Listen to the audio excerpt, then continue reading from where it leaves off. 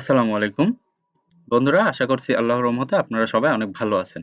তো বন্ধুরা, আজকে আপনাদের জন্য আরেকটি নতুন জব সার্কুলার নিয়ে হাজির হলাম। এটা হচ্ছে বাংলাদেশ ফলিত পুষ্টি গবেষণা ও প্রশিক্ষণ ইনস্টিটিউট বাটান ২০ নন্দী ২৫০০ নারায়ণগঞ্জ থেকে। তো বন্ধুরা, এখানে আপনারা কোন পদে আবেদন করতে পারবেন, পদের সংখ্যা, বেতন স্কেল, সর্বোচ্চ বয়সসীমা, শিক্ষাগত যোগ্যতা, কত তারিখ থেকে কত তারিখ পর্যন্ত আবেদন করতে পারবেন, কিভাবে আবেদন করতে হবে, কত টাকা লাগবে সবকিছু থাকছে আজকের এই ভিডিওতে। তো বন্ধুরা, ভিডিওটা শুরু করার আগে একটা রিকোয়েস্ট যে আমার এই যে ইউটিউব চ্যানেলটি আপনারা অবশ্যই সাবস্ক্রাইব করবেন এবং পাশে থাকা বেল বাটনটি অন করে দিবেন। আর এই ভিডিওটা আপনি দেখার পাশাপাশি আপনি উপকৃত হবেন এবং যাতে আপনার পাশাপাশি আপনার বন্ধুরা এবং রিলেটিভরা উপকৃত হতে পারে এজন্য ভিডিওটি শেয়ার করে দিবেন। তো বন্ধুরা, চলুন শুরু করি আজকের ভিডিওটা।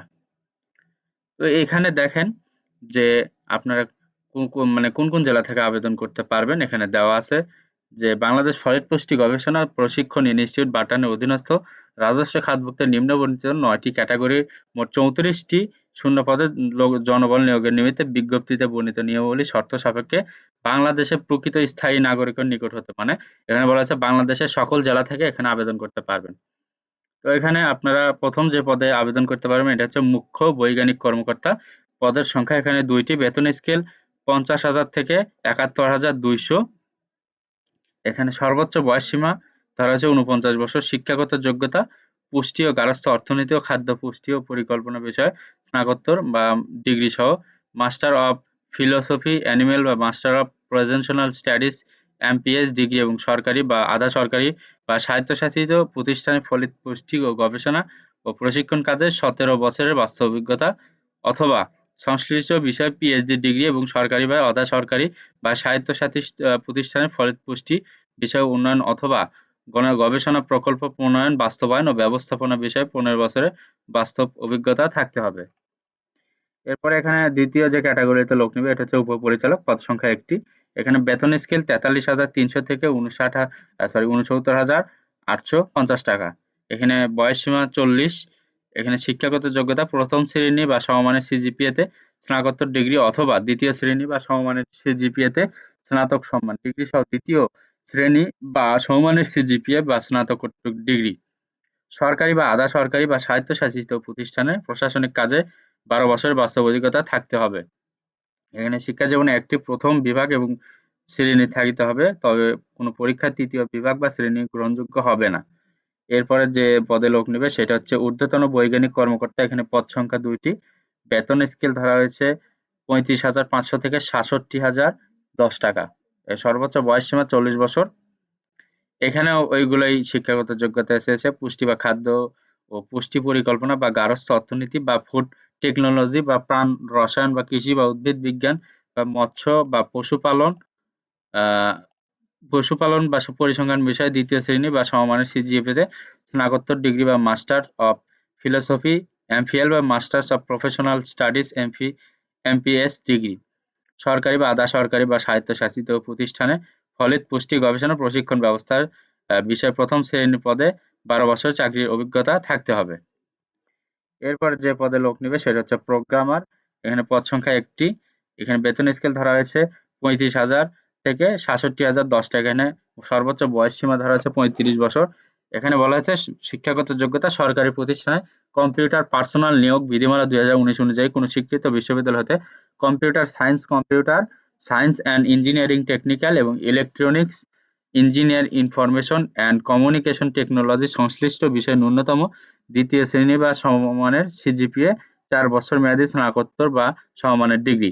কোনো সরকারি স্বায়ত্তশাসিত, আধা স্বায়ত্তশাসিত সংবিধিবদ্ধ প্রতিষ্ঠানে সিনিয়র কম্পিউটার অপারেটর, সহকারী প্রোগ্রামার, সহকারী রক্ষণাবেক্ষণ প্রকৌশলী হিসেবে ন্যূনতম ৪ বছরের চাকরি এব এবং বাটাম কর্তৃক নির্ধারিত নিয়োগ বিজ্ঞপ্তি অনুসরণপূর্বক গৃহীত পরীক্ষায় উত্তীর্ণ।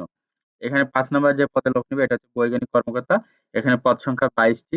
বেতন স্কেল ২২,০০০ থেকে ৫৩,০৬০ টাকা। এখানে সর্বোচ্চ বয়সসীমা ধরা হয়েছে ৩০ বছর।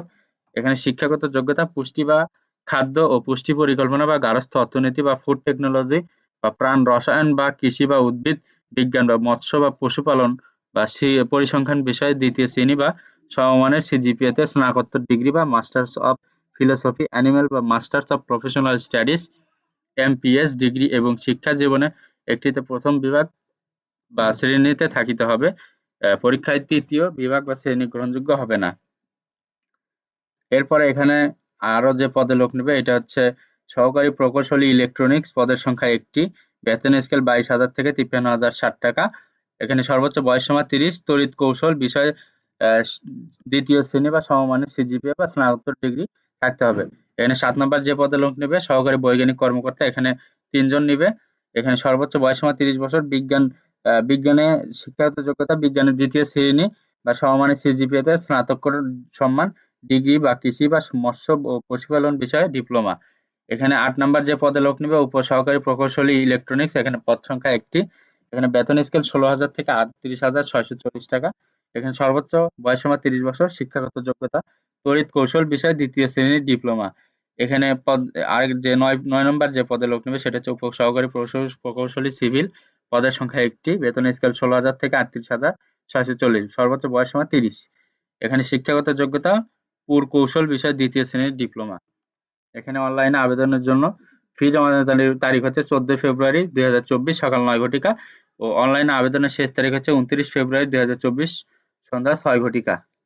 এখানে আবেদনের পর আপনাকে কি করতে হবে, কিভাবে কি করবেন সবকিছুই দেওয়া আছে এখানে এক এক করে। একটু আপনাদেরকে দেখাই, এই যে এইভাবে এসএমএস দিয়ে আপনার এই যে এখানে দেখেন দেওয়া আছে যে ২৯ ফেব্রুয়ারি ২৪ সকাল ৬টা পর্যন্ত শেষ সময়। এরপরে এই যে ৩০x২৯ পিক্সেল একটি ছবি, ৩০০x৮০ পিক্সেল একটি স্ক্যান করা স্বাক্ষর দিতে হবে। এরপরে আপনাকে ৭২ ঘন্টার ভেতরে এসএমএস এর মাধ্যমে এই যে ৫৫৮ টাকা ফি জমা দিতে হবে। এরপর আপনাকে একটা ইউজার আইডি, পাসওয়ার্ড দিবে। এই ২টা দিয়ে আপনি অ্যাপ্লিকেশন অ্যাডমিট কার্ড বের করতে পারবেন এবং পরীক্ষায় অংশগ্রহণ করতে পারবেন। তো বন্ধুরা, আজকের ভিডিওটা অনেক বড় হয়ে গেল।